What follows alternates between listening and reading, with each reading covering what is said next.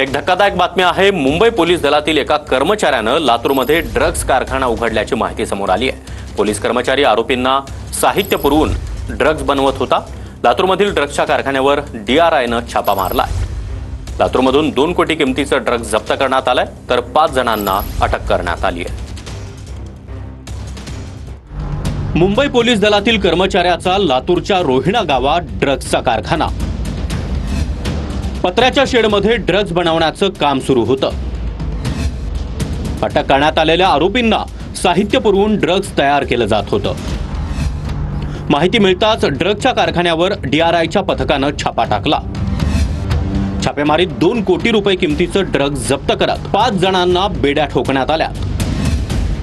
आरोपींना गाडीतून घेऊन जात असताना एका आरोपीनं पळून जाण्याचा प्रयत्न केला।